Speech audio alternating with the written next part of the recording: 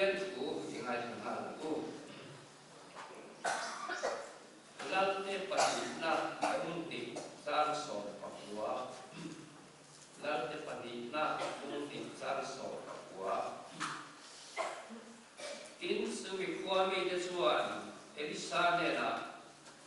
ente hei he komun hi anuam le maya kan pu wai kimu le ka ni masala tui hi athawa aram o hi nam siat taramati kan ti a tui hi athawa aram o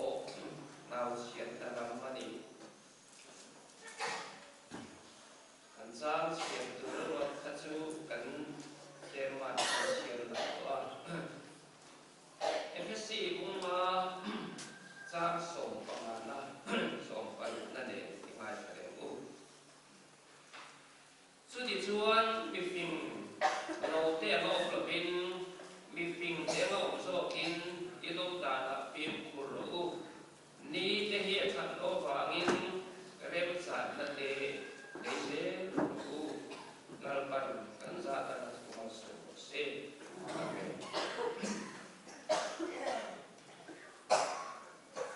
kan tupawh program si takan Kohhran Tunlai awmzia di kania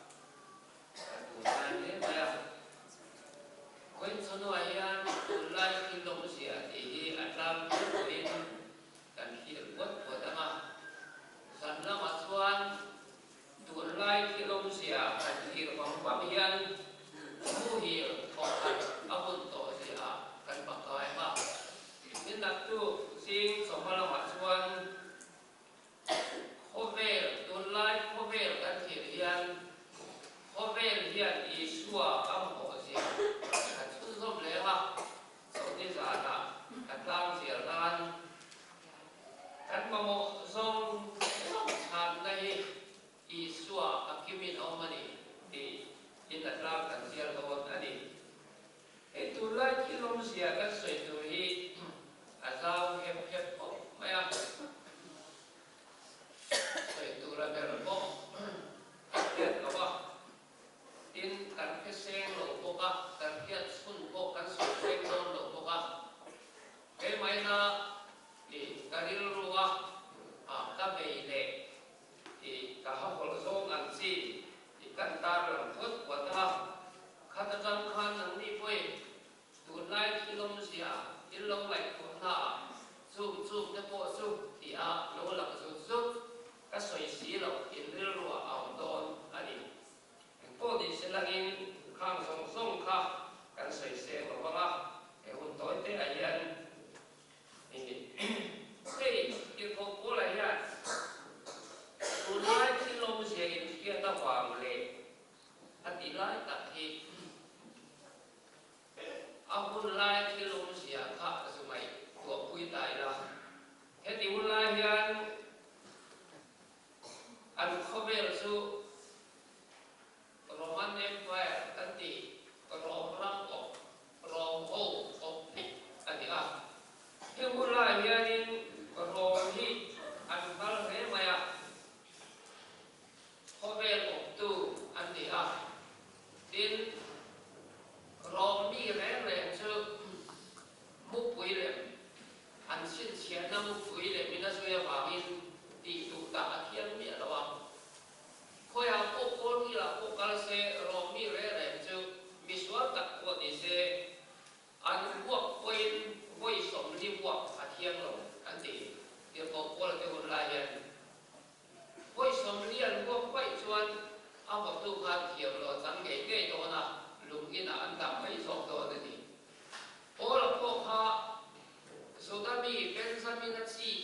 ami ani a pian le ko na chuan ama ro chu apa hi si pai ani mai thia rom si pai sumia ma chuan nge ni rom si ki len si rom mi ni ta ka ani tho ani all hian rom mi ni ta de wa khan so da ten an man ko khanin koi som li an bo hai lo le orin akhan ama ge kari po ta suda te la ta bawk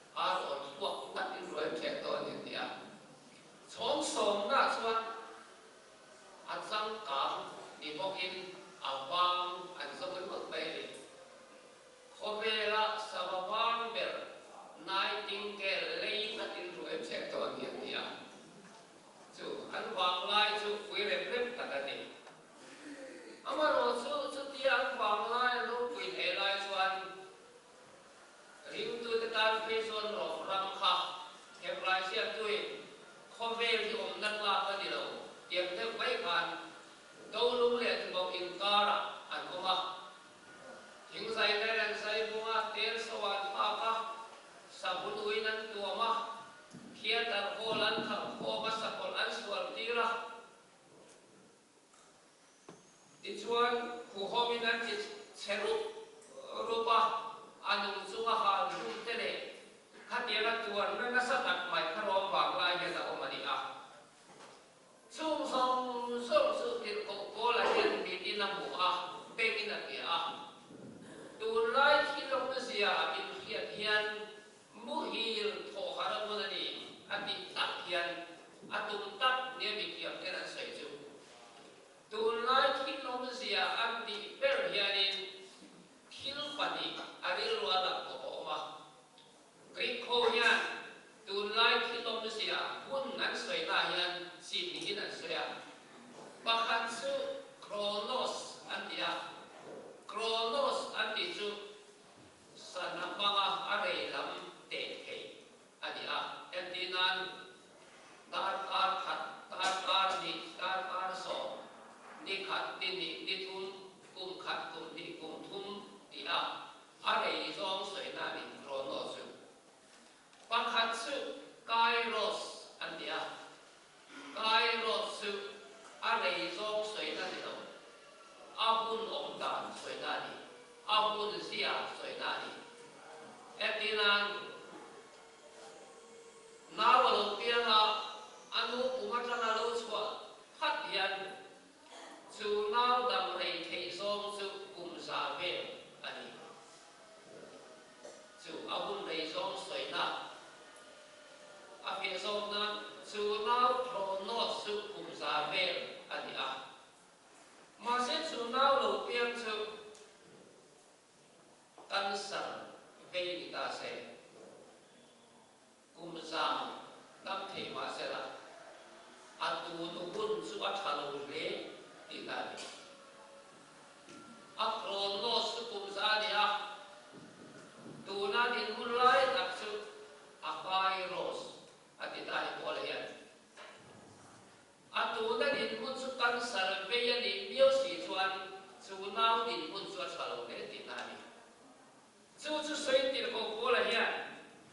He komer yan hirfang pangyan akayro sa hi. At una huna hi at halaw.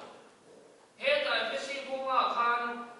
nite at hatlo ba yan remsan na telero ikan siya ka. So when to like Indonesia kan hirfang pagyan pian karagun inral inabun in ring reng omahun lali suatok turai payahun khithut turai payahun tina ani ome to like Indonesia kan hiryan ani le sutini suan til ko por te hun lai wa so dia ga in ring atul sia kan dia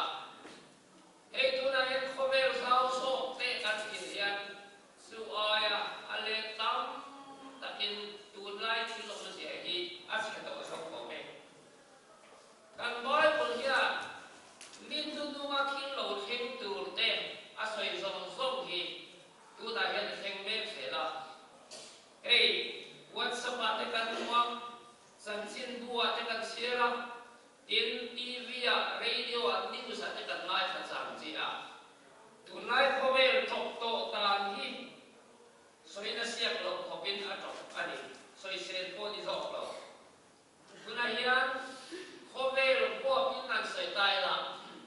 oxygen te hian in tai to ma lo asan su khomer la hin factory lian pui te kan ma to a bawk sia ni khata ton nge mo sa ban la ma ku chhungin lu thian ko zon te ti bawk ta chu mia wang son tat na mak tap tap tu ma kan hian ngai lo kha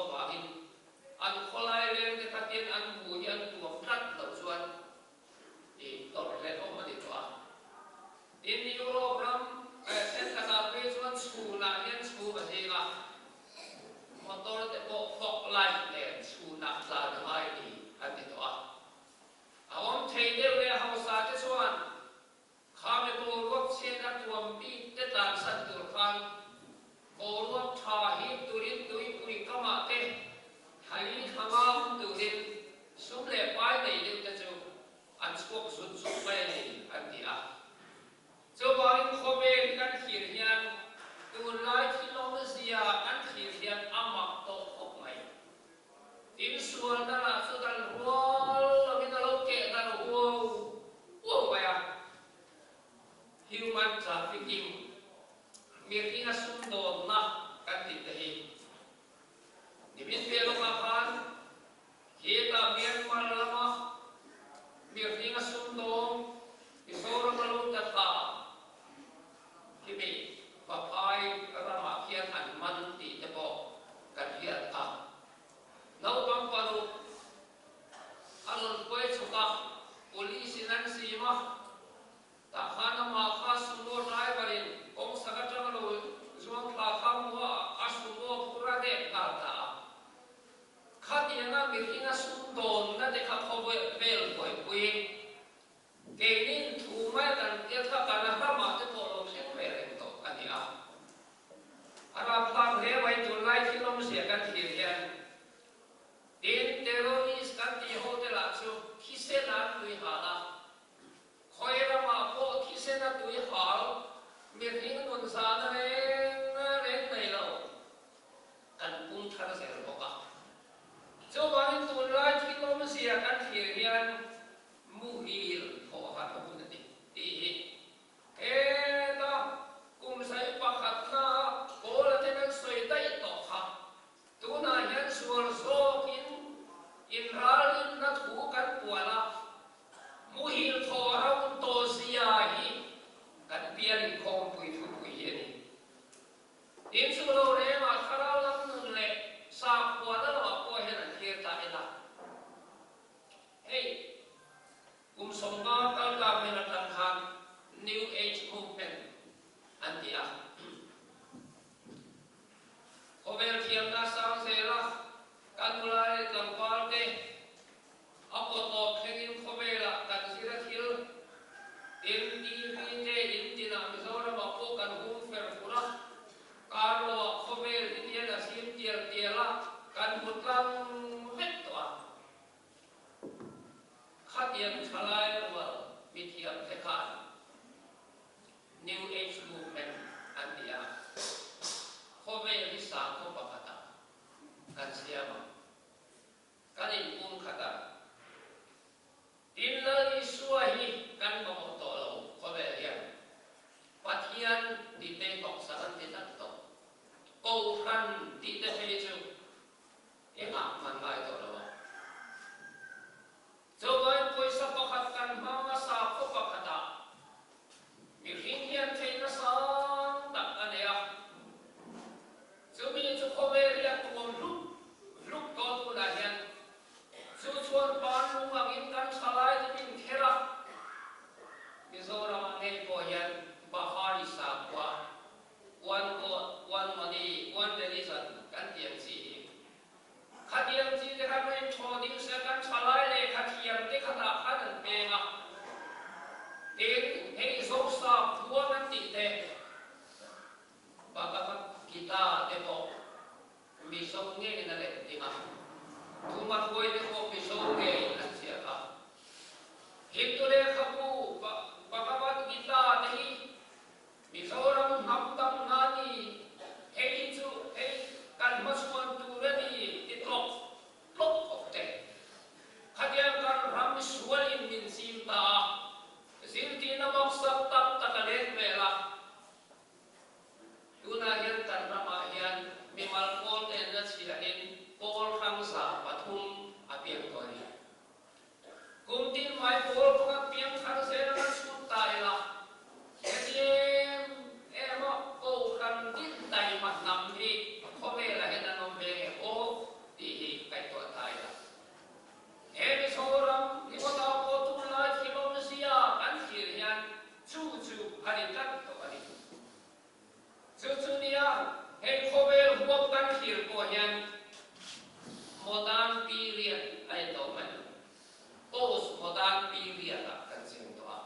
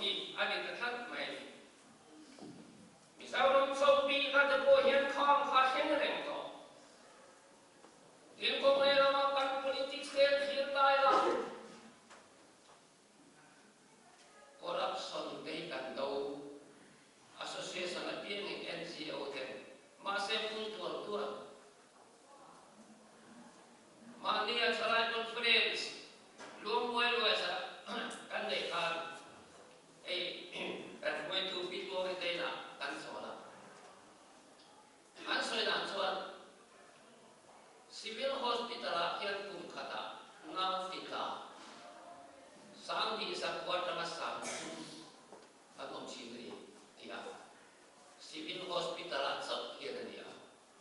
soi po sa pa so kin dia civil hospital at so nilo private hospital at punta so car hospital at khang song zong thabel khom tai la khata hian nau ti ta exam he kan ramai no an ngai to ila ara phak le mai Tunlai thi thom sia hi an ngai to bang bang ne kha kha ni chon ka ni lo lo mu chwe hi ni mana khanal herodan lali swalo pian kha Jerusalem o Bethlehem di buai lam arot siang maya chu tin mai no pang nei de kha chu an chap so so mai ni ti kan sia herota rual ti kan tam to ne kan rama hian asam suma ni hi la wa nge ma ni fa nge te ko ele ile a chong pui tin hu purin kan rot ta ani a no sen rot kha herota ai kan puang ma sa so ka kan rama hian so mai he Tunlai thilom sia kan thir hian soi lo the ni si lo kan thu pui chu ni lo se lam chu anin pul pi da ka soi ngam bia lo ma se kan thu pui ni han Tunlai thilom se kia da bang le muhil Kohhran hun ko la ti hi e khobe tiang kan se me se ra lo la piang tu ne lam po kan hu pura kan rot tu ani chuan kan ram mieng tin nge chung lam hian ka ya ko Pathian thil la ber bu hi kan tong ko mai nge ti ke kai to chin cho ban tu na hi ni mai tu mo na go now ti kla chu tiang sa kan mon chuan HCI bi ya te po hian anon ta lan ta chuan India ma mi so kan sa ber na kai min to ta Manipuri min to ke apa ma kem ti ro Isora min chan har hun ani Tunlai thilom sia kanan thir hian muhil thohani hun to khop mai sa khwan ma po sa por laot lan che dor te ai din lao te le khadiam por suo khong nen kan sa pa hian kan Pathian thumai sak da la reng ko hian lali suo Krista hian mun kan khuar lawa kemani oi oi Pathian thu ban oya kemani lung kan lawa os modern period yan engero ken individualism ma nian kan sak na kangai dan su kangai da da lom ti a kan chalai ten it's my life antia kan mun hi chu kan ne in lo la to long lo dia anma inun kongman siala anu tuan ta har king ta chuan chon Tunlai thilom sia kan thir hian chu pu de bo kan tia in ro pui tak tak kan sa chu na he oma chu le pai dam tia la nei tu kan tu ap tia la kan chel pa ka chuan te zo ta Tuna gen officer, senior officer kan di bento ma nak pingla tan malaya kan fe hom filtra men min antram la ribot bayan bay ribot te kanan homa du ef main kan fian kupri kheman di luar maya kan zoi kham kum ai zem ge ma kanan Sumer kan du kan sei lai in thol tak mai ta nom lai ha khadiam nun khanei le thei noi lam chuan kan na le ka su le pai so kai le lo hian ka thei ngam ni ti chimai hetiam khoberi ma son dia la ma se kan le thei tia kan tu nei pik tia thina kam tia nan na pu tia doctor ten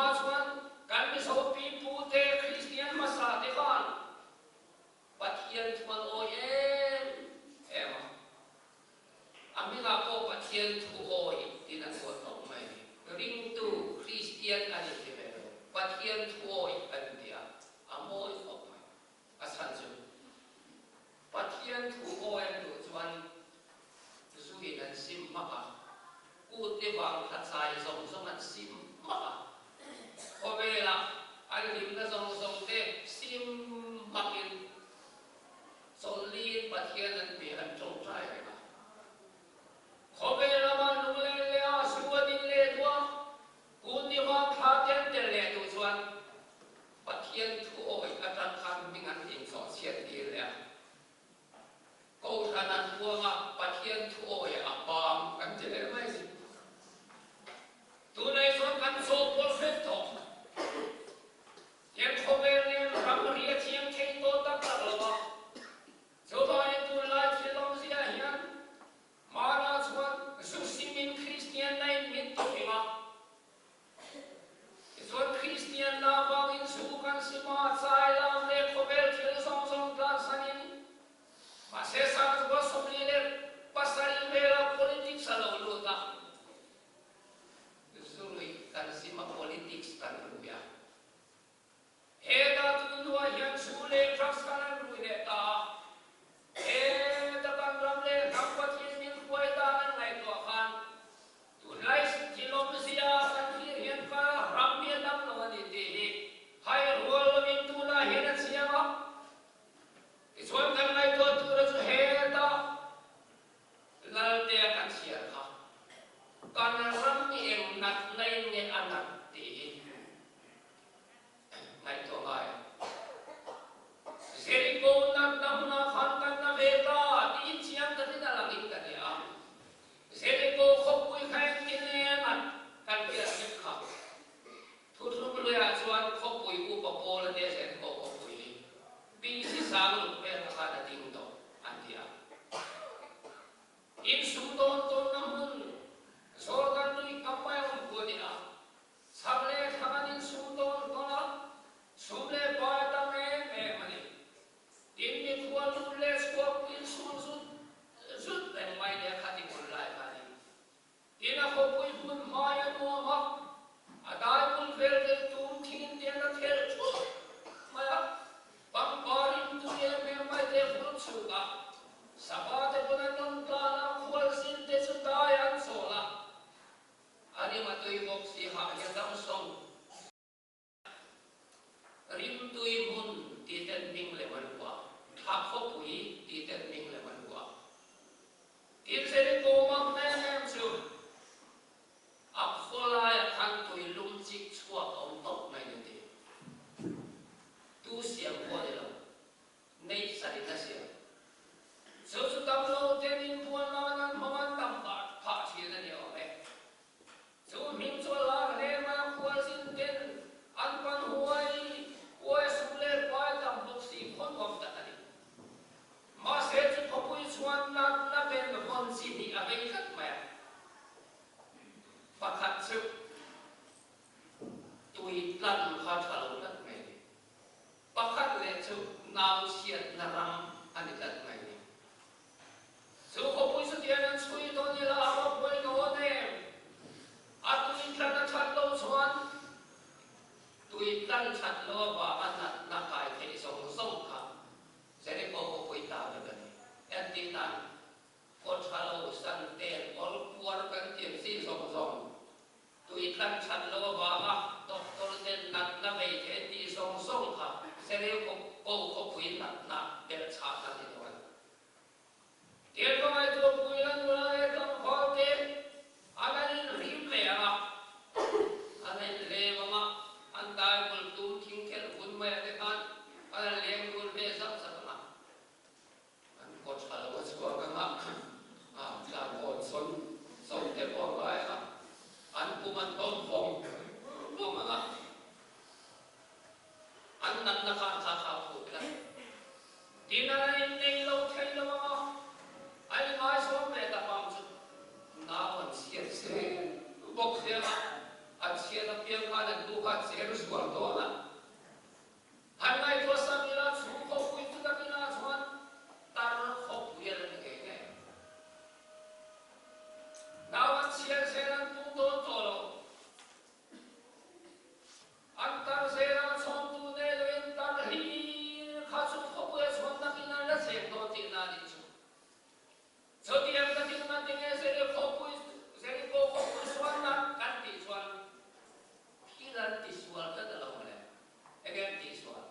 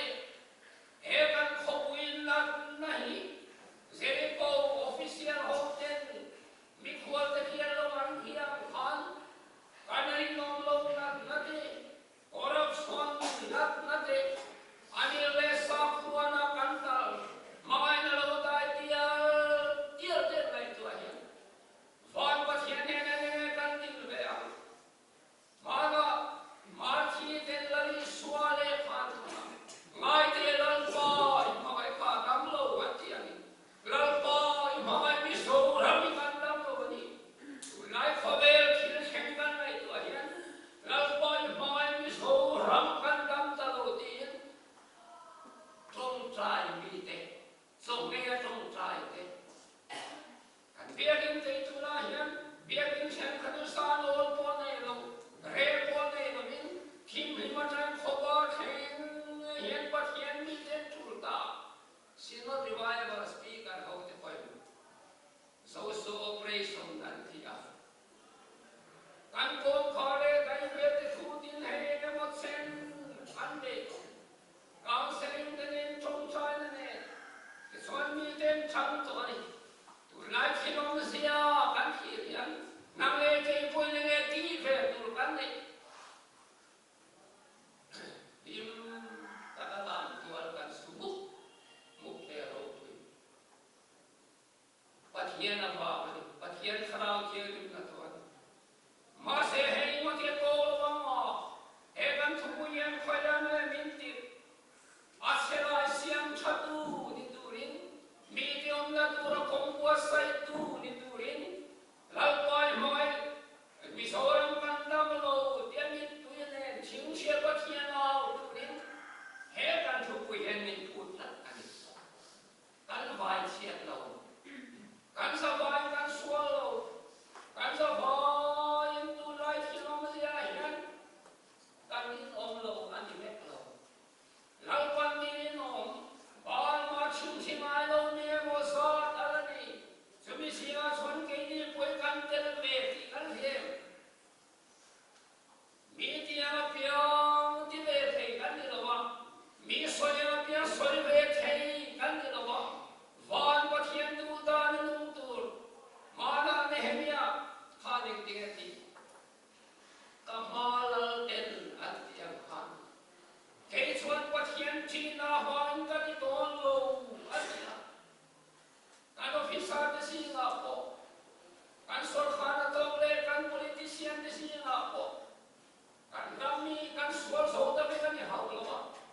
ke chuan officer ta le tu ton lo media hian ka ti ve ton lo ti officer ching che tong trai chi ne na bo za lal pa na le ya so me ba son kan ram ya dam khom ba khom ani ti lo so da son ke ni poi kan tel ve amaya mana pramale lo ta kha kanan raman lu khan tra alo ta kanan ram ka an moro ta ta ai utara wat pe ta ai utara ma phanan zu inti hausa wan tha tam to ne ran bo tam to ne na fa pa lo ta nen khan aloin khal so le lu maya al him reang ka ko ma swan ma se Pathian ni Rev.Vanlalzuata swan Pathian in thulu ka soita ka mai ai kupta harsatna kalal kana komi ala lo tai ro swan ai kupta ram harsatna bang khana IMEM anara ma khatram cha cha sor phai cha ma phai cha na aponi la ka sadom kho kai luta Genesis bung kalian sang som nilo bung sombre sang som ni pani kan sia swan khatia lo tan tuam ta ka sadom ram cha tha ha sak na mun ram lo ta ta cha thang lai khan Abraham chu lalpa ma ading rema tin tat mai kan rami kan sual kan dia Tunlai awmzia kan hian engenge mo harsatna tam tapan to amaro chu kan rama hian Abraham zulal pa ma ading lalpa ma ding ngam hilal pa na soi Pathian ne nei pol chi mi ti a ti ve mai ti tu ve